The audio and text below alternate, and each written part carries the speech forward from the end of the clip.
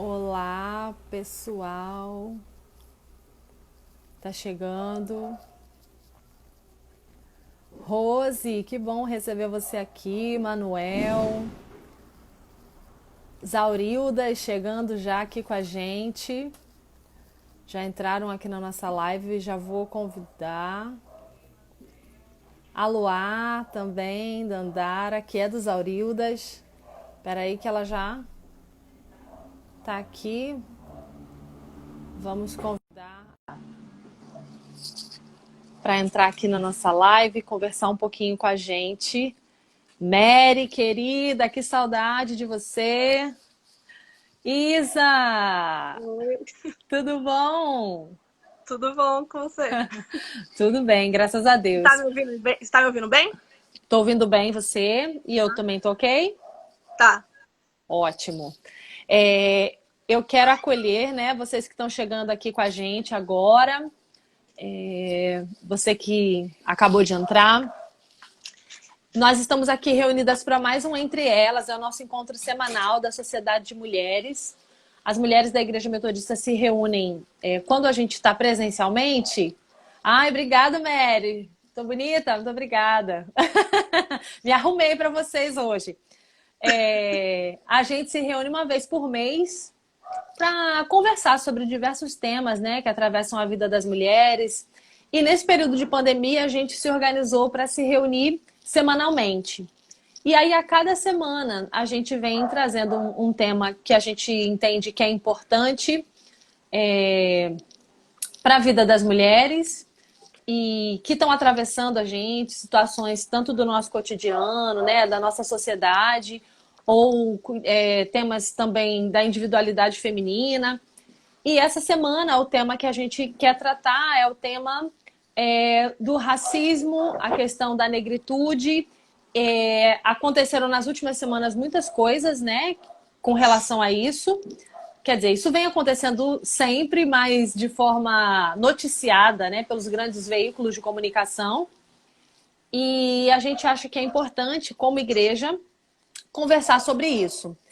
E aí a gente, pensando nessa importância, a gente quis convidar, né, alguém que já fale sobre esse assunto, alguém que já debata a importância desse assunto. Então, vocês estão recebendo hoje os Aurildas. Não exatamente, porque os Aurildas é um coletivo. Então, é uma representação dele hoje na pessoa da Isa. Os Aurildas, né, como eu falei, é um coletivo de mulheres cristãs e negras. Existe um recorte aí, um marcador, alguns marcadores, né? Uhum. E elas tratam desses temas que atravessam a vida das mulheres, especialmente das mulheres negras, que vivem uma vida de fé religiosa evangélica, em especial. E a gente está recebendo a Isa hoje, que representa os Aurildas. E a Isa, ela é cientista social em formação pela Universidade Federal de São Paulo. Ela é técnica em comunicação visual pela ETEC. Ai, meu Deus, o que eu fiz aqui? E ela é co-criadora do Instagram literário Blog Parênteses. Esse é com a sua irmã, Isa? Isso, com a minha irmã Pétala, que também é dos Aurildas. Isso. Esse já é um blog assim bem, um Instagram bem famosão. Elas publicam já bastante coisa, bastante tempo. Ele é lindo, assim, super Ah, obrigada. harmônico, artístico. Depois vocês vão lá e conhecem também. Do blog Afrofuturas, do projeto Leia Representatividade e é co-criador integrante desse coletivo que a gente faz o convite hoje, que é os Aurildas, que é esse coletivo feminista negro cristão. É integrante também do coletivo literário Clã das Pretas e é mediadora do Clube de Leitura do Sesc de Guarulhos. Ela publicou, inclusive, o ano passado, né, o primeiro conto na coletânea Vozes Negras. Parabéns! E a gente está muito feliz de receber a Isa. A gente quer receber você assim, com todo carinho, pensando, né, em receber todo esse coletivo e toda a ideia que o coletivo traz. E deixar que você também cumprimente o povo, que você se sinta bem-vinda, se sinta em casa. Tá bom, obrigada. Então, é isso. Eu sou a Isa do @Aurildas. Oi para todo mundo e espero que a gente possa trocar bastante ideia hoje e muito aprendizado e vivência juntos e sair daqui refletindo um pouco mais sobre essa questão do papel da igreja na luta antirracista. Certo. A gente poderia falar muitas coisas sobre esse tema, porque é um tema muito vasto, muito denso, né? A gente conseguir colocar aqui, fincar aqui o título. A gente poderia falar muitas coisas e a gente pode falar, né? Uma live nunca é suficiente para a gente tratar dessa temática tão densa, tão complexa, e a gente não tem essa pretensão hoje de esgotar esse assunto. Então, fiquem tranquilas. Eu quero dizer para vocês que vocês vão ouvir muitos fogos. É São João, é véspera de São João. Eu estou na Paraíba e algumas pessoas cancelaram as suas lives hoje por causa do São João. Nossa. Eu que não sou paraibana, né? Ainda estou me tornando paraibana, não tinha dimensão do que estaria acontecendo, me esqueci. Então, vocês vão ouvir muitos barulhos. Mas a gente, com toda essa consciência de que a gente não vai, né, exaurir o tema hoje, a gente acha muito importante começar a conversar sobre ele. E aí, eu queria perguntar para você, Isa, assim, como que nasce os Aurildas, né? A gente hoje convida os Aurildas porque chama a nossa atenção um coletivo de mulheres negras, cristãs, e como esse tema chega, né, a gerar essa organização. Assim, por que surge os Aurildas? Como ele surge? Né? Assim, qual que é a razão dele? O que significa isso? Uhum. E por que é importante isso? Então, eu queria que você apresentasse para a gente um pouquinho do coletivo e um pouquinho dessa ideia. Então, os Aurildas, ele é um coletivo que a gente gosta de chamar também de um aquilombamento das nossas primas dentro da nossa família. Então, um aquilombamento seria isso, né? De fazer um quilombo, né? Juntar pessoas negras para fortalecerem uma outra através do compartilhamento de vivências, de estar ali apoiando uma outra. E a gente chama ele assim porque a gente teve a ideia do coletivo, não pensava em falar sobre isso, sobre ser mulher negra e cristã, e sobre, né, o que isso significa, né, e que papel isso faz, a sociedade impõe sobre a gente a partir disso, e que papel a gente quer reivindicar a partir disso. A gente começou o coletivo porque a gente passou todas pela transição capilar, que acho que você deve imaginar o que é, que é todo mundo da família, exceto eu, porque eu era um pouquinho mais nova já e já tinha tido contato com algumas coisas durante o ensino médio que fizeram que eu já questionasse um pouquinho a questão de alisar o cabelo.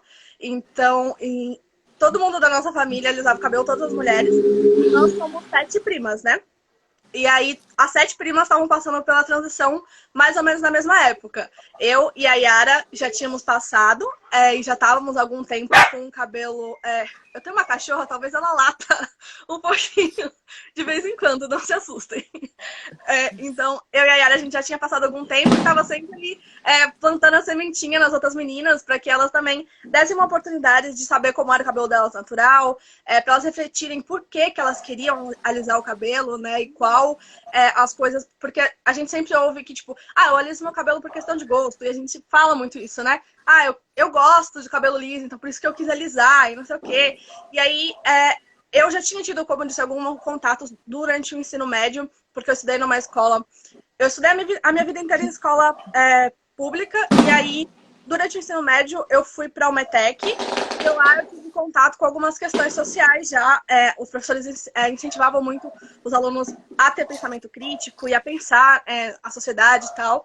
E aí tinha alguns coletivos dentro em contato com o pessoal ali da escola. Uhum. E aí lá eu já estava dando algumas reflexões sobre isso, e aí estavam lá incentivando as meninas, junto com a Yara também, que já tinha passado pela transição. E aí nisso todas decidiram entrar pela transição capilar meio que espontaneamente. Uma foi, aí a outra foi também, e aí foi indo assim, uma incentivando a outra. E aí, a partir disso, a gente começou a refletir sobre ser mulher negra. Porque, apesar da gente ser de várias tonalidades, o cabelo é um marcador social muito grande, né? Uma coisa que ele chama a atenção, né? Porque, geralmente, nosso cabelo é volumoso. E ele acaba sendo uma afirmação de que, tipo... você reconhece a sua identidade como pessoa negra. E isso acaba, quando as pessoas te veem com cabelo natural, elas meio que recebem essa mensagem, mesmo que inconscientemente.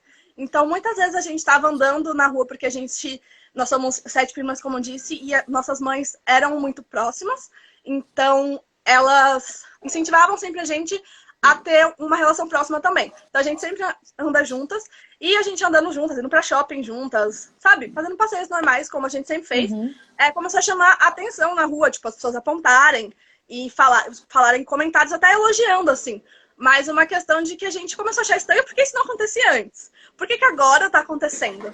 E aí a gente percebeu que é porque eram 7 mulheres negras andando com um cabelo natural, juntas. E isso causava um impacto visual nas pessoas. As pessoas olhavam para isso e não simplesmente passavam por isso. Elas paravam, olhavam, percebiam, e isso fazia elas pensar alguma coisa. E aí, a partir disso, a gente começou a refletir, né? Então, por que que o simples fato da gente começar a aceitar nosso cabelo e andar em grupo com um cabelo natural chama atenção, causa algum impacto, né? Então, por que que o cabelo tem essa força, né? Por que que aceitar o cabelo natural tem essa força? Então, aí parou de ser só uma coisa que foi indo só por tipo, vou tentar, e começou a passar para reflexões. E a gente começou a se juntar para conversar sobre isso. E a gente falou, vamos criar uma conta no Instagram, então, né? Já que isso chama a atenção das pessoas e, sei lá, vamos fazer isso porque pode ser divertido, pode ser legal. E a gente vai também incentivar outras mulheres a fazer isso, porque a gente estava percebendo o efeito que estava tendo isso na nossa autoestima e o quanto que estava já fazendo com que a gente refletisse questões, tipo, sei lá, da infância, sabe? Episódios que a gente tinha passado na infância que tinham incentivado a gente a querer alisar o cabelo e tudo mais. E aí a gente percebeu que não era só uma questão de gosto, era uma questão de construção social, sabe? De achar o cabelo alisado mais bonito, o cabelo liso mais bonito. E aí, então, a gente criou a conta no Instagram e, a partir disso, a gente tendo contato com outras pessoas que vinham lá na página, vendo muitas pessoas vindo e falar, tipo, nossa, que lindo vocês, primas, todas juntas e não sei o quê, e que força a imagem de vocês, assim, né, todas com cabelo natural e aceitando sua estética como mulheres negras, que força que isso traz, não sei o que. A gente falou, vamos então, né, começar a tentar falar um pouco mais sobre isso, porque se as pessoas estão vendo isso, se a gente falar, a gente precisa falar mais, porque é uma questão muito importante. E nisso tudo a gente sempre se reunindo e conversando sobre essas coisas. E aí a gente começou, como somos mulheres cristãs desde de berço, assim, a maioria, né? Algumas na infância, meio que a gente é de bairro de periferia, né? Então tem igreja para tudo quanto é lado. E aí a gente mora na frente de uma igreja, e quando a gente era pequena, a Yara, a Pétala e a Luá, que são, assim, da mesma geração, mais ou menos, elas contam que elas iam pra igreja sozinhas, de vez em quando, até, sabe, quando os pais não iam. Então a gente sempre cresceu na igreja, e aí foi natural que a gente começasse a refletir, não só sobre a nossa identidade como mulheres negras, mas como a nossa identidade como mulheres negras e cristãs. E aí a gente começou a perceber, né, que o racismo tá, sim, presente na igreja, né, e que a gente passou muitas coisas durante a nossa vida que a gente pode refletir sobre isso, que foram meio que passadas de uma forma de, tipo, só indo, sabe? Algumas coisas já, mesmo enquanto estavam acontecendo, já causaram reflexões, mas algumas a gente só foi indo, e agora que a gente voltando a perceber, a gente consegue entender melhor, né? Identificar melhor essas questões. E aí a gente começou a refletir sobre isso junto e fomos tendo contato com coletivos também feministas, cristãos que estão por aí pela internet afora, né? E foi uma questão, porque a gente foi atrás também de conhecer outras mulheres que estavam falando sobre ser feminista, ser cristã e ser negra, porque a gente estava pensando, tipo, será que a gente está fazendo uma loucura de querer falar que dá pra ser feminista e cristã, sabe? E aí a gente foi ver que não, que tem mulheres falando isso há muito tempo e que por algum motivo elas não chegam ao grande público, o que elas estão dizendo. E a gente começou a refletir também por que isso não chega, né? O conhecimento geral de que sim, dá pra ser feminista e cristã, que é uma coisa que é super coerente, inclusive. Então, foi isso. Os Aurildas, a gente fala que ele é um coletivo em construção também, porque a gente tá repensando as nossas identidades, as nossas vivências sociais e se construindo nisso, e o coletivo tá avançando junto também. Muito legal. Eu não, assim, eu não tenho ideia de como os Aurildas chegou na minha vida, eu não consigo me lembrar de como. Então, eu falei os Aurildas e o Cristiano me corrigiu, disse as Aurildas.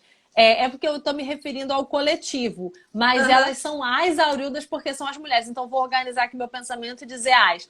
Mas eu não sei marcar muito bem quando vocês chegaram e como que a gente se conectou na internet e como que automaticamente, assim, essa identificação e essa força que vocês trazem, né? E a gente foi, então, criando uma relação. A gente não se conhece, gente, pessoalmente. A Loa é uma das mais atuantes aí na vida da internet e, pelo menos, eu sinto a presença dela em todos os lugares que eu vou, eu identifico. Loa! Então, eu já sou amiga, né? Das Aurildas, assim, e que bacana que é ver essa construção, né? Assim, saber disso. Como eu acompanho, eu vejo, né? Vai lá que você vai conhecer os destaques, o começo, saber como que isso aconteceu, como que se dá todo esse processo. Mas eu queria que a Isa falasse com vocês, porque eu acho que é muito interessante. E aí, uma coisa que eu acho que é interessante a gente destacar nessa conversa hoje é porque nós somos mulheres negras aqui nessa conversa, e você que está olhando a gente, talvez olhe com estranhamento isso que a gente está dizendo. Nem todo mundo consegue fazer essa leitura bem. Nós somos mulheres, tanto eu quanto a Isa, somos mulheres negras de pele mais clara. E para a gente se descobrir negra, isso também é um processo, né? Eu me descobri negra no período da faculdade de teologia. Então, é muito recente. Isso tem 9 anos que eu me descobri mulher negra, né? Que eu passei pelo processo de transição e tudo mais. E eu queria, assim, eu sei que tem muita gente assistindo a gente, tem mulheres negras que já sabem que são negras, tem mulheres aqui que não têm ideia de que são negras e que estão aqui olhando pra gente, né? E pessoas que não são negras e que eu acho que é importante que a gente discuta sobre essas coisas. Porque, para mim, por exemplo, as pessoas muitas vezes diziam, hoje elas dizem menos, assim, não, mas você não é negra, não, você é moreninha. E meio que parecia que elas estavam tentando me salvar de ser negra, né? Então, eu queria que você conversasse com a gente um pouquinho sobre isso, assim, sobre essa descoberta do ser negra, sobre como que isso se dá. Eu sei que você estudou num colégio técnico, né? Numa escola técnica, então teve alguns contatos, mas como que foi esse processo de se saber mulher negra? Por que a gente nega esse ser negra? Por que isso é tão difícil pra gente? Por que assumir essa estética negra impacta tanto as pessoas? E por que é tão importante que a gente assuma essa estética? E porque assim, são tantos porquês. Assim, porque é difícil da gente assumir o nosso cabelo cachê. Nosso cabelo é um cabelo ainda dentro de um padrão. Vamos dizer assim, um padrão social que é mais aceitável, apesar do volume. Aceito, assim, né? Mais passável socialmente, É, né? isso. Se a gente, né? Então, assim, você. Mas existe um nível para essa aceitação. E dependendo do nível, você. Quando eu cortei o meu cabelo pela primeira vez e ele ficou meio black assim, eu estava em São Paulo e existia uma expectativa de eu voltar para casa no Rio de Janeiro. Todo mundo queria ver como é isso dela ter um cabelo. Uau! Então, assim, na minha casa, entre a minha família. Então, uma expectativa de saber, meu Deus, como que ela fez isso? E eu era uma pessoa muito embranquecida. Então, eu queria que você compartilhasse com a gente um pouquinho sobre isso. A Lélia Gonzalez, que é uma antropóloga brasileira, né, e ativista, e um grande nome, assim, na história do movimento negro e do movimento feminista no Brasil, ela tem uma frase que eu não vou saber direitinho, assim, tintim por tintim as palavras, mas ela fala mais ou menos que, tipo, a gente nasce moreninho, queimado do sol, mulato, e todas essas coisas que as pessoas usam para não chamar de negro durante a vida toda, porque tornar-se negro é uma conquista, né? A gente nasce, todos esses nomes, moreninho, mulato, queimado do sol, mulato, mas tornar-se negro é uma conquista. Porque é isso, a gente precisa Tá, calma, deixa eu organizar meus pensamentos, que é muita coisa. Isso, vai. Como você disse, a gente a gente acaba se identificando como negro por conta de uma questão de alteridade, né? De você olhar para outra pessoa, de ter, por existir pessoas que estão num lugar de poder na sociedade, você vê que você não faz parte desse grupo que está nesse lugar de poder, você percebe o outro na sociedade, né? Você não é a figura central no qual a sociedade gira e pensa, você é colocado como outro o tempo todo, e aí você tem que conquistar a sua identidade. Você tem que deixar de ser o outro para conquistar a sua identidade enquanto uma pessoa negra. Então, por isso que tornar-se negra é uma conquista. E quando você tem a pele clara, que, ou seja, os marcadores sociais da negritude que te apontam como outro, que são o cabelo, os traços, a cor de pele, a sua classe social, porque as pessoas negras no Brasil também têm classe social, né? A maioria das pessoas negras estão nas periferias e nas favelas, né? E nos lugares marginalizados, geograficamente nas cidades, assim, por conta de uma questão histórica, né? Da escravidão e de como foi completamente... Na abolição, a gente foi uma coisa completamente... não vou dizer que foi negligenciado para onde a gente iria, porque, na verdade, foi meio que pensado, assim, em marginalizar né, a população negra. Então, a população negra, desde da abolição da escravatura, tem essa questão de ser colocada às margens da sociedade. Então, a classe social também é uma coisa que acaba sendo um marcador, que você também faz com que você se veja como outro. E aí, eu particularmente, por ter a pele clara, mesmo tendo uma família onde quase todo mundo é negro, né? Uma família majoritariamente negra, com vários tons de pele, eu sempre soube que eu não era branca, eu não me sentia confortável em dizer que eu era branca, porque eu via que eu não era branca justamente por isso, porque eu me via como outro na sociedade, não me via como uma pessoa que tem essa neutralidade, essa pseudo-neutralidade que se dão para a pessoa branca, como se ela não fosse uma pessoa que carrega uma história, né? Um passado histórico, sendo que as pessoas brancas também carregam um passado histórico, porque todo mundo tem isso na sociedade, né? Então, eu já sabia que eu não era branca desde sempre, mas aí tem essa coisa de que a gente acaba negando a negritude e, ao mesmo tempo, sendo incentivados a negar a negritude por essas frases, né? Tipo, não, mas você é claro demais pra ser negro. Ah, não, mas, nossa, seu cabelo nem é tão crespo, né? Seu cabelo é bom. Seu cabelo é bom. Você é bonita, sabe? Esse tipo de coisa. E aí, esse tipo de frase afirma pra gente o tempo todo que ser negro não é bom, né? Que ser negro não é bonito e que você não tem por que querer ser negro. Você não precisa, sabe, carregar esse peso. Você é claro, sabe? Sua pele é clara, então você não precisa carregar esse peso. Não precisa fazer isso. E aí a gente acaba meio que recuando, né? E aí tem toda essa questão do colorismo, né? De que as pessoas negras de pele clara, então, têm essa coisa de ser incentivadas a negar sua negritude, como enfraquecimento da sua identidade, né? Porque quando você nega que você é negro, você se aparta das questões que ferem as pessoas negras. Você diz, então, que eu não vou falar sobre racismo porque isso não é uma coisa minha. Eu não vou cobrar que as pessoas pensem em questões raciais porque eu não faço parte disso, né? E isso acaba te afastando dessas questões onde você pode estar fortalecendo socialmente, né, as pessoas negras.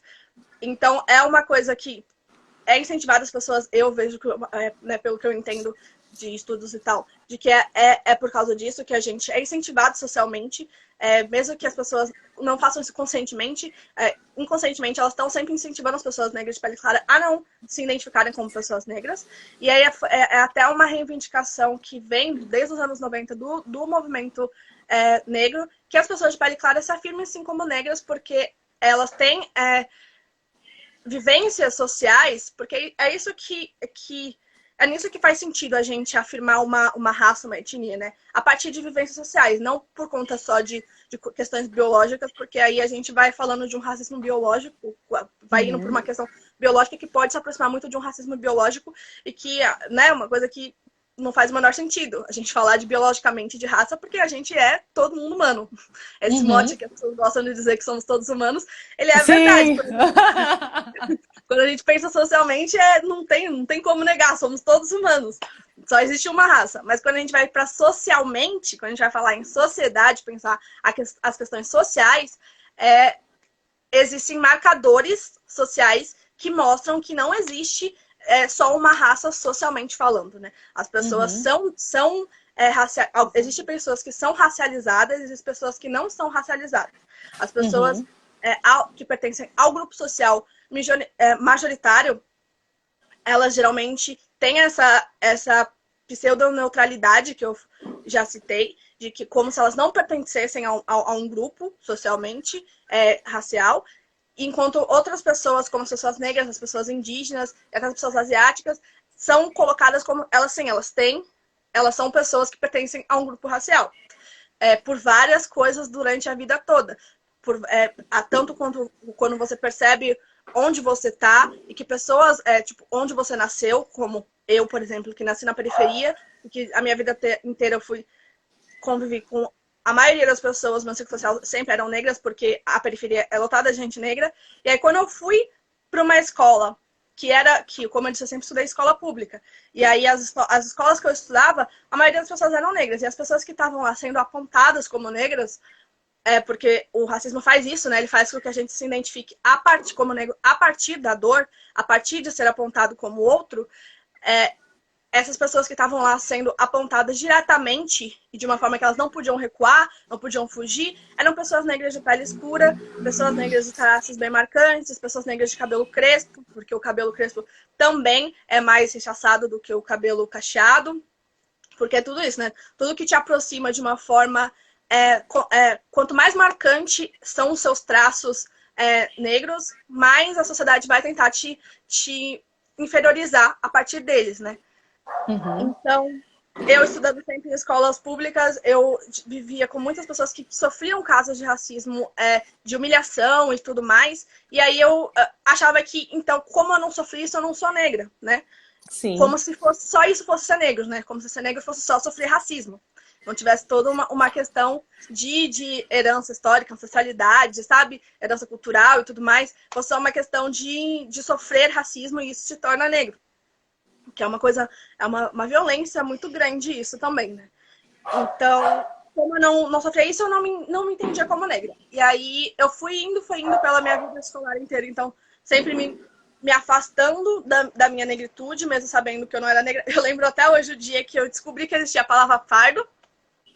Que eu sempre falava, tipo, olhava assim pra mim, não sou tão clara assim pra ser branca. Mas eu não sou tão escura assim pra ser negra. E pensando só nisso também, como se só a cor fosse um marcador, né? E aí, quando eu descobri que existia pardo, eu lembro que eu peguei um papel pardo e coloquei assim do meu lado e fiquei pra minha mãe, olha, é igualzinho, mãe! É isso mesmo, eu sou parda! E como se eu tivesse me encontrado, assim, naquele momento. Porque você saber que você é apontado o tempo todo como outro, mas não saber o que é esse outro que você é como sentir uma dor e não saber identificar de onde que ela vem, né? Acaba trazendo uma confusão para você que torna a dor mais dolorosa ainda. Então, você saber que você é apontado como outro, sem saber o que é esse outro, machuca também. Então, quando eu achei que eu tivesse descobrido o que eu era, eu fiquei muito feliz. Mas eu percebi que essa questão de ser pardo é muito vazia, assim. Justamente porque ser negro só faz sentido historicamente, né? E socialmente, se a gente olhar para a história e para a sociedade.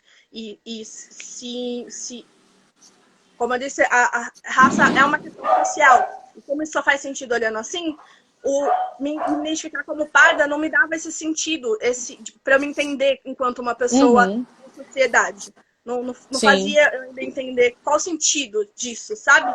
Então, eu ainda assim tinha isso lá, porque agora eu sei responder. Se as pessoas me perguntaram que eu sou parda, mas não sabia o que isso significava ainda. Sim.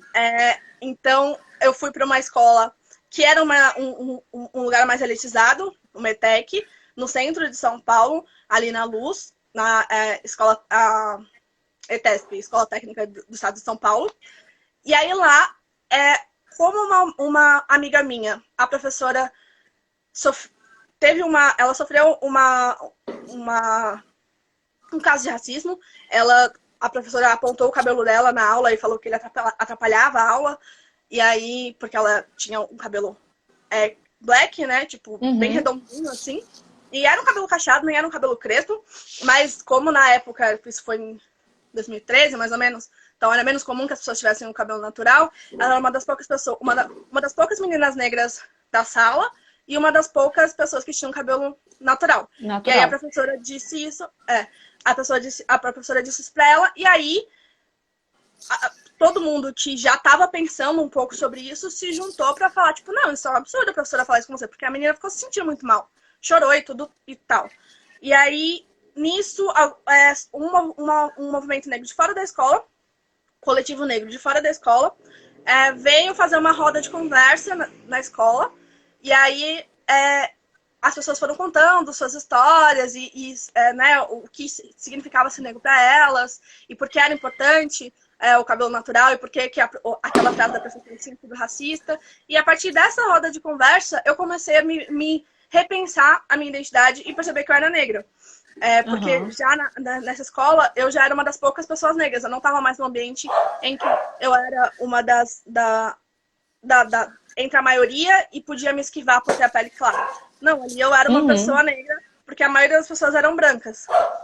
Então, eu me aproximei de outras meninas negras da escola e a gente conversava muito sobre isso. E foi nisso que eu entendi, né? Que eu era negra e que eu vinha de uma família negra, uma família que descendia de pessoas negras e que tinha toda uma questão de ancestralidade nisso. E como isso me fortaleceu para aceitar meu cabelo natural, porque eu sempre tive a vontade de alisar, mesmo eu não alisava meu cabelo porque minha mãe não deixava. Ela falava que eu era muito nova para isso, para fazer progressiva e tal, então só quando eu fosse mais velha eu poderia fazer. E aí eu ansiava muito pelo dia em que eu ia finalmente poder fazer progressiva. E aí ela não... quando eu me entendi negra, essa vontade sumiu, porque eu entendia que meu cabelo era uma herança também, não era uma questão só de algo que eu acho bonito ou não acho bonito, e do que eu acho bonito e do que eu não acho bonito. Era uma coisa também que me era apontada socialmente, o que era bonito e o que não era bonito, e eu estava meio que sendo incentivada a entender o que era isso, né? O que é bonito e o que não é bonito pela sociedade. E aí eu fui fortalecendo a minha identidade como negra a partir disso, e aí meio que foi o start para os Aurildas isso também. Eu conversando com as minhas irmãs sobre isso, foi indo, como eu já contei. Certo. Então, como né, eu sou pastora, aí eu tenho que dar uma pastoreada no pessoal que está aqui. A Mary, uma querida, ela começou perguntando, lá no início ela perguntou assim, mas como que a gente sabe se é negro, né? Então aí a Isa foi tratando de todo esse desdobramento dessa descoberta. Então a gente vai se descobrindo, assim, gente, precisa ler, precisa estar perto de pessoas, precisa estar aberto para ouvir, precisa estar sensível para o que está acontecendo, né? Assim, a gente precisa. É necessário que a gente se organize para poder conversar sobre isso. A Isa acabou de falar sobre uma roda de conversa. Então, isso aqui seria uma roda de conversa na nossa igreja, que a gente vai fazer depois que a pandemia passar, né? Que eu acho que é super importante. Mas esses espaços de partilha são essenciais para a gente descobrir. Como saber? Assim, a gente vai conversando e vai entendendo. E aí, ela também questionou a questão da gente não assumir os cabelos crespos. E a Isa também já trabalhou um pouquinho esse tema aqui, né? A gente não assume, por quê? Porque é difícil ser negro num país como o nosso. É difícil ser uma pessoa negra num país como o nosso, uma mulher negra. Então, os padrões estéticos do mundo são esses. Mas a gente está falando de Brasil porque é o lugar onde a gente está inserido aqui. Então, assim, o padrão de beleza nosso é mulher branca, magra, loira, cabelo liso. Então, se você está fora desses padrões, você já vai sendo rejeitado. E o que a gente faz? Que todo ser humano quer pertencer, né? A gente quer pertencer, a gente quer ser aceito.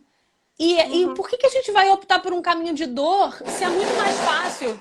A gente, não dá para eu ser magra, mas dá para eu ter cabelo liso. Não dá para eu ser branca, mas dá para eu ter...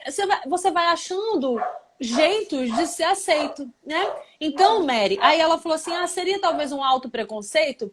Não é autopreconceito, é um preconceito geral. Nós estamos inseridos todos numa sociedade racista, né? Não é porque a gente nasceu negro que a gente não está numa sociedade racista. A gente também é formado com essa mentalidade. Então, sair desse lugar, se descobrir, se aceitar, é todo esse processo que a Isa falou.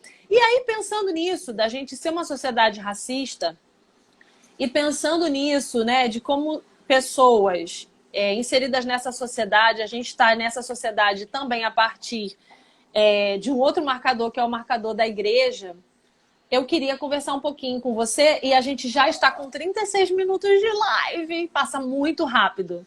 Falo muito, né? Não, mas é assim, voa. Você, é demais.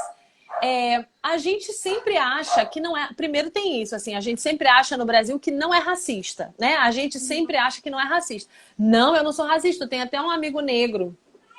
Eu não sou racista. Gente, o Miguel quer ser participativo. Ignorem as carinhas que ele está enviando. Eu não sei quem é o Miguel. É o meu primo. Porque quem falou foi a Maine, que também é do coletivo Aurildas. Sim. E o Miguel é nosso priminho, que só sabe conversar por emoji. Legal. Seja bem-vindo, Miguel. Fica à vontade. Pronto. Então, a gente no Brasil, por causa do colorismo, por causa de todas essas questões, né? A gente acha que não é racista. Já namorei uma menina negra, já namorei um rapaz negro. Eu tenho um amigo negro, eu tenho um primo, eu tenho um pai. Até o pai e a mãe a gente fala que é negro e não é racista. Mas a gente está inserido numa sociedade racista. Então, a igreja também passa por essas dimensões do racismo, né? E é muito difícil falar desse tema. Assim, o racismo aparece nas relações, na vida da igreja. Como é que vocês, como mulheres negras, identifica isso? E antes de você falar, eu só queria mencionar que a Rose está dizendo aqui, por muitos anos eu fui conhecida como a empregada doméstica dos meus filhos. A Rose é uma mulher negra e ela tem filhos brancos. E então, assim, é uma realidade do Brasil, isso aí muito, muito séria, né? Enfim, mas eu vou passar para você, Isa, para você falar mais um pouquinho. Tá. Tem duas coisas que eu queria falar um pouquinho antes de falar do racismo na igreja. Primeiro você falou, né, de que perguntaram se não é uma questão de um auto-racismo, né? E aí tem um cara chamado Fanon, que é um psiquiatra, ele é psicanalista, se eu não me engano, psicanalista negro, que fala sobre colonialidade e como as pessoas... Ele fala das questões psicológicas das pessoas negras a partir das marcas que a colonização deixa, as marcas psicológicas que a colonização deixa nas pessoas negras. Na sociedade como um todo, mas aí ele foca nas pessoas negras. Ele fala que uma das marcas psicológicas que a colonização deixa nas pessoas negras é o auto-ódio. E o auto-ódio seria isso, de você reconhecer em si mesmo a imagem de uma pessoa negra, que é uma imagem socialmente marginalizada, inferiorizada, e aí você se odeia por reconhecer isso, sabe? E aí essa questão, você tem uma relação de querer negar a si mesmo, não gostar do que você vê, não gostar de ser essa pessoa negra, e aí você ter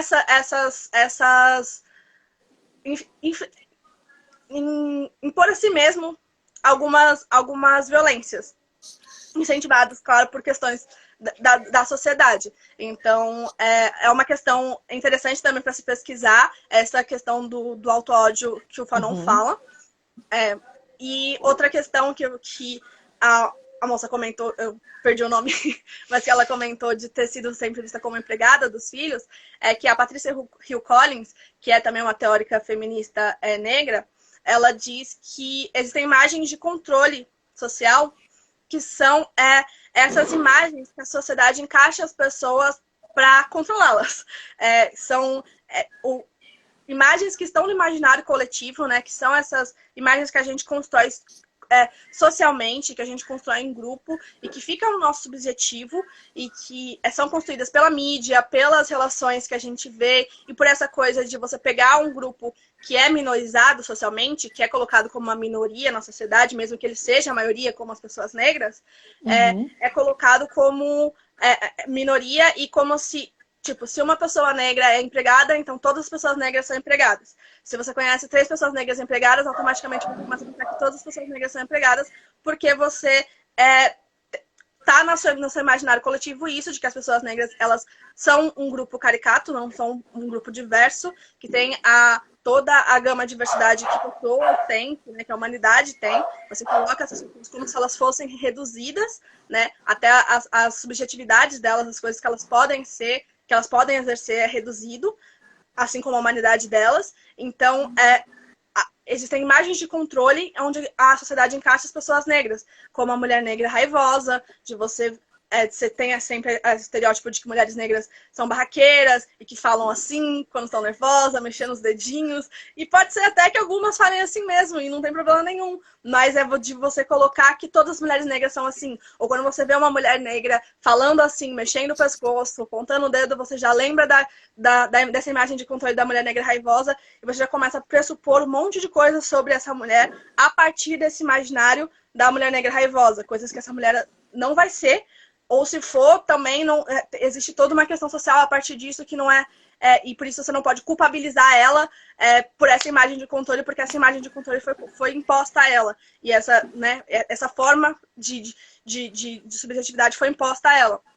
Então, essa questão de que mulheres negras são muitas vezes colocadas como empregadas é uma imagem de controle também. De você ver uma pessoa negra e você automaticamente já colocá-la como empregada, porque você reduz a subjetividade dela, você reduz o que ela pode ser. Né? O que ela pode ser enquanto ser humano. E é por isso que a gente bate tanto na tecla o tempo todo de que representatividade importa e que é muito importante, porque e foi por isso também que a gente foi querer criar o coletivo Aurildas, para mostrar que as pessoas negras são diversas, têm diversos tons de peles, têm diversas variações de curvatura de cabelo, de textura de cabelo, que a gente pode ser 300 milhões de coisas, como qualquer outra pessoa, né? E essas imagens de controle são impostas não só para pessoas negras, mas para pessoas indígenas também, para pessoas asiáticas, para pessoas LGBTQIA+, para mulheres no geral. Essas imagens de controle são impostas para grupos sociais, para que sejam controladas mesmo, para que a gente reduza a subjetividade dessas pessoas que não estão nos grupos que têm poder social. Porque tudo isso, o racismo, o machismo, tudo é questão de poder social. É uma disputa de poder social. Exato, e aí, o racismo na igreja, né? Então, a igreja, ela tá na sociedade, né? A igreja o que é a igreja, né? Ela não é só o templo, né? Ela é as pessoas, né?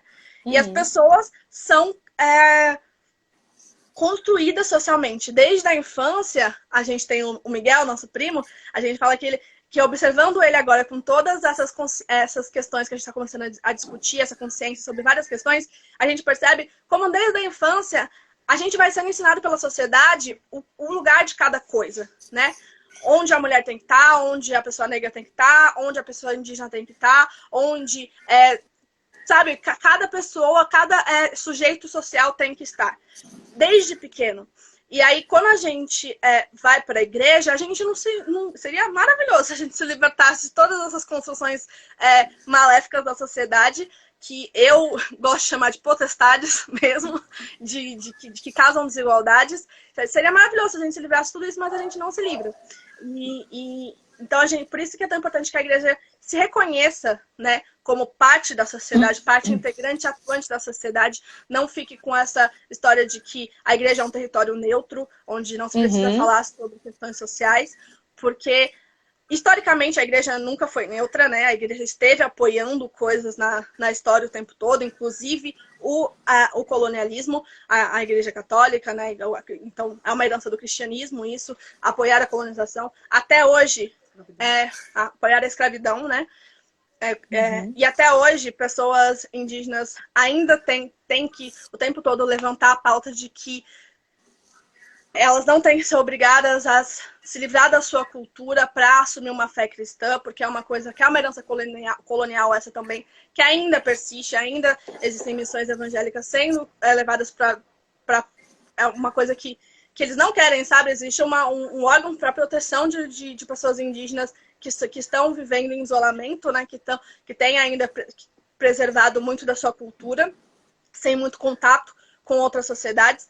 E aí, muitas vezes, missões evangélicas vão para lá para apresentar o cristianismo e não de uma forma libertadora, de apresentar uma outra opção de fé que eles podem aceitar ou não. Muitas vezes para que você seja um cristão, você tem que se despir de toda a sua cultura para que você seja um cristão de verdade. Porque ser um cristão de verdade é ser essa imagem da pessoa europeia, né? O cristianismo foi apropriado pela Europa. O cristianismo nasceu na África, né? Ali os lugares que a gente sabe que estão na Bíblia citados estão ali nessa região da África e Ásia, né? Então a origem geográfica do cristianismo é afroasiática, mas quando a igreja se apropria do cristianismo, ela embranquece o cristianismo, né? Embranquece a imagem dos personagens bíblicos, porque a gente vê esses filmes com todo mundo branco, sendo que as pessoas estão na África e no Oriente Médio, então não era todo mundo não branco. Era. Querida, não era, não. Não era, Jesus não era loiro dos olhos claros, né? Então, que é uma questão também da teologia negra, de reivindicar como uma reivindicação política essa imagem de um Jesus negro, porque ele liberta essa imagem, né? Tira essa apropriação do cristianismo que foi usado como instrumento também nessa luta dominação, de poder. Né? Então, tudo isso tem que ser pensado, né? Dessa questão de que o cristianismo, historicamente, ele é social também. Ele tem uma atuação social. Então, a igreja tem que assumir esse seu papel social e se assumir como uma postura antirracista, para que ela não continue compactuando com o racismo, porque o racismo é pecado, o racismo mata simbolicamente, ele mata fisicamente, né? Ele mata pessoas todos os dias, simbolicamente ou fisicamente. Simbolicamente, quando eu digo, é porque ele mata a esperança, ele mata a felicidade, ele mata a possibilidade de vida. E se Cristo é vida, se Deus é vida, se a gente acredita, como cristãos a gente acredita em vida, sabe? O maior símbolo do cristianismo é vida e amor, e o racismo é morte e ódio, ele é uma coisa que a igreja tem que combater, né? Ele é anticristão, né? Exatamente. Assim como qualquer forma de preconceito, né? Porque toda forma de preconceito é morte e ódio. Então não tem nada a ver com a igreja. A igreja tem que se posicionar ativamente contra elas. A Silvia mencionou aqui, eu só quero mencionar assim, alguns comentários, né? A Silvia disse que quando eu era adolescente eu não gostava de ser negra por causa do meu cabelo e, claro, por causa da minha pele. Porque eu sofria muitas agressões. A Silvia é uma mulher negra maravilhosa da nossa comunidade de fé.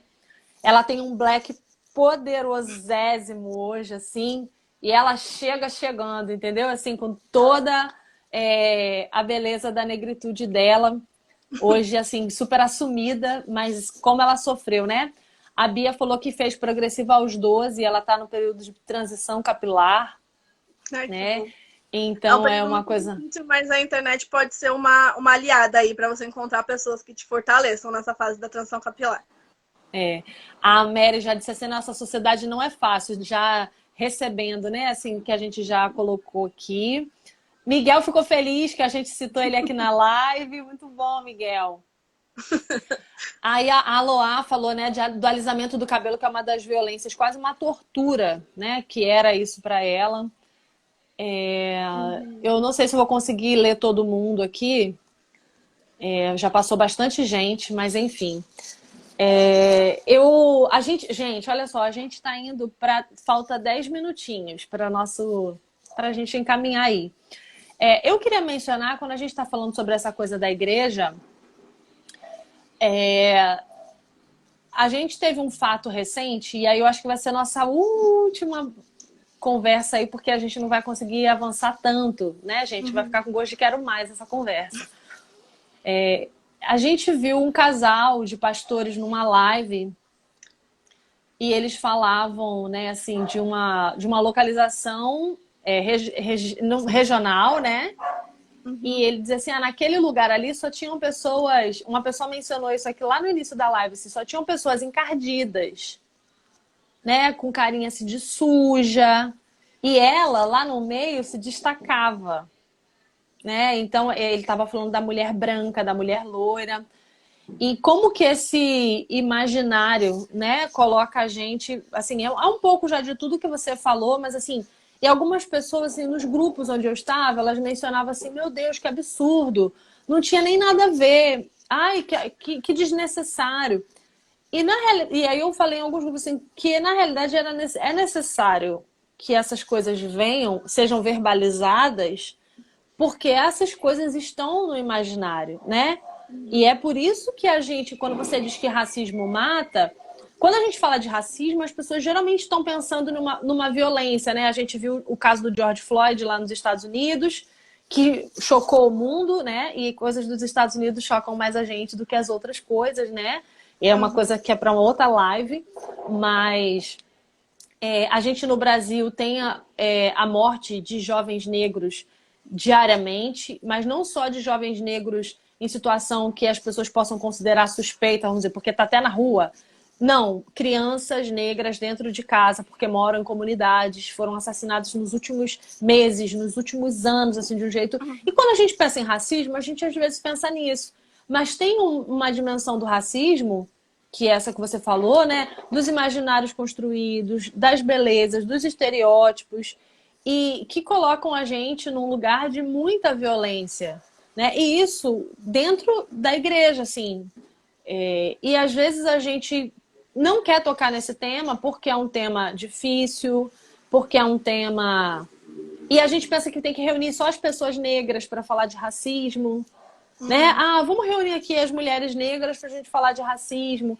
E aí, assim, pensando em todas essas coisas, como que a gente pode pensar, né, trabalhar, propor caminhos para a superação desse racismo? Como que essas imagens acontecem e que caminhos a gente pode apontar, né, caminhando já Uhum.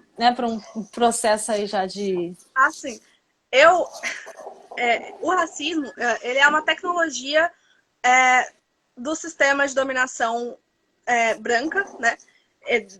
E aí eu tô falando do sistema das pessoas brancas como um grupo, não tô falando de porque às vezes tem isso, né? Você fala das pessoas brancas e as pessoas brancas se sentem ofendidas e fala, Ela vocês fala, são ai, racistas. mas eu não sou uma pessoa que não, não, não é sobre É, não, você, né? exatamente. Não, Não, não estou irmãs e falando irmãos, não é sobre você. Você que é branco, que está assistindo essa live, não é sobre você especificamente. É sobre um. Pode falar, Isa. uhum. Não é uma questão individual, é uma questão coletiva, né? Então, o individual é você se reconhecer enquanto coletivo e que você tem um papel coletivo. Essa é o coisa do indivíduo. Mas é coletivo a coisa. Então, ele é uma tecnologia de um sistema de dominação e então ele tem vários braços, né? É como se fosse um robozinho assim, com vários braços mexer para continuar com as estruturas sociais ali bem delimitadas e essa fala desse pastor dá uma análise sociológica gigantesca, porque ela mostra também esse lugar onde as pessoas negras têm que estar no imaginário. Ela sabe, é tenebrosa, assim, de como ela marca bem. É até mesmo a questão de fazer uma brincadeira, que no brasileiro tem muito isso, como se você coloca em tom de piada, então tá tudo bem. Não, não tá tudo bem, porque isso fortalece o imaginário, e esse imaginário é o que dá, que faz com que o racismo seja perpetuado e tão difícil de ser superado.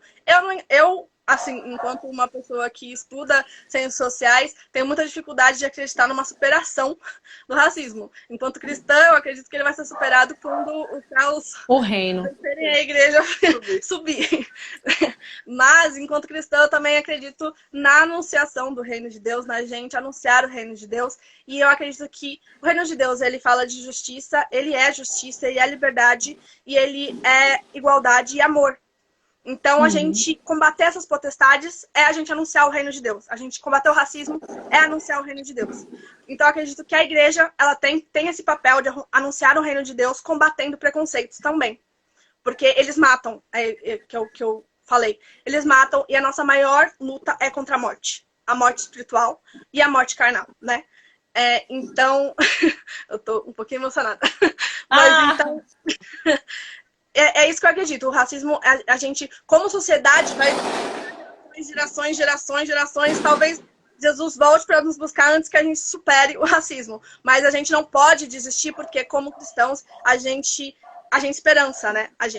Esperançar é um ato cristão e não tem por que a gente atuar enquanto cristão se não for para anunciar o reino de Deus, né? E não tem por que a gente atuar como cristão se não for para esperançar. E não tem como a gente querer que as pessoas tenham esperança se elas estão sendo simbolicamente ou fisicamente agredidas todos os dias. A gente tem que fazer com que essas coisas não estejam todos os dias matando as pessoas. A igreja é um hospital, então a igreja tem que acolher essas pessoas para que elas possam sanar suas dores sociais que causam desigualdade. A desigualdade é uma coisa que Jesus fala o tempo todo, né, durante a caminhada dele. Ele fala o tempo todo de como a gente precisa partilhar, como a gente precisa... Então, não é uma questão... Quando eu falo isso, não é uma questão de caridade, porque isso é importante também. As pessoas precisam comer, as pessoas precisam ter roupa para vestir, elas precisam, né, que suas necessidades sejam supridas. Mas, mais do que oferecer caridade, a gente precisa estar lutando para que as pessoas não precisem da caridade, né? A igreja não tem que só oferecer caridade, a igreja tem que lutar para que as pessoas não precisem de caridade, para que elas tenham dignidade. Porque ter dignidade é uma coisa que Deus nos deu. Quando a dignidade é tirada de uma pessoa, é um crime contra a criação de Deus, né? Então a gente tem que garantir que as pessoas tenham dignidade. A igreja, esse deveria ser o papel da igreja, garantir que as pessoas tenham dignidade, tenham possibilidades de ter esperança e de disseminar amor pelo mundo, porque é para isso que serve, né? É para isso que serve o que a gente acredita. Deus é amor, então por que a gente tá pensando em qualquer outra coisa e não tá pensando nisso, sabe? Por que a gente tem que bater na tecla de que a gente tem que falar de racismo, né? É porque a igreja está compactuando com isso. A única resposta que eu encontro é essa. Porque a igreja está deixando de falar dessas coisas importantes, porque ela tá querendo falar de outras coisas, porque ela está se desviando do que deveria ser nosso objetivo, sabe?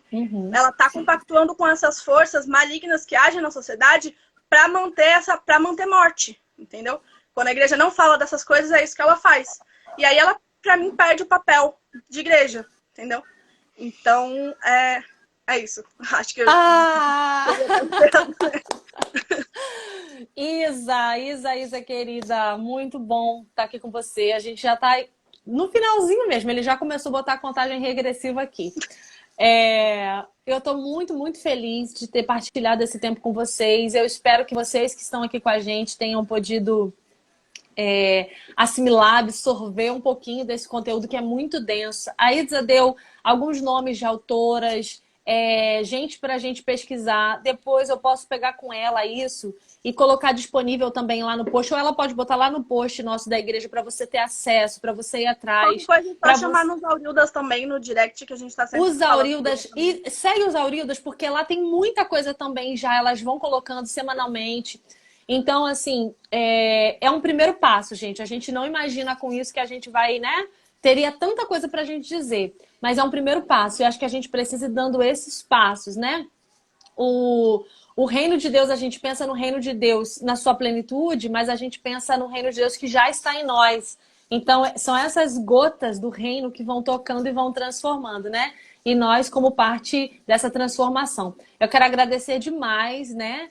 As Aurildas, agradecer muito, muito, muito a Isa, agradecer a você que ficou com a gente até o final, tem muita gente agradecendo, gente dizendo Aurildas, meus amores, minha mãe, que é sempre minha fã número 1 também, e muita gente. Então, gente, fiquem com Deus, um cheiro no coração e até a próxima. Semana que vem a gente está aqui para conversar mais um pouco. Um beijo em todas vocês. Beijo, muito obrigada querida. pelo convite, pastora. Tchau, tchau. Tchau. Tchau.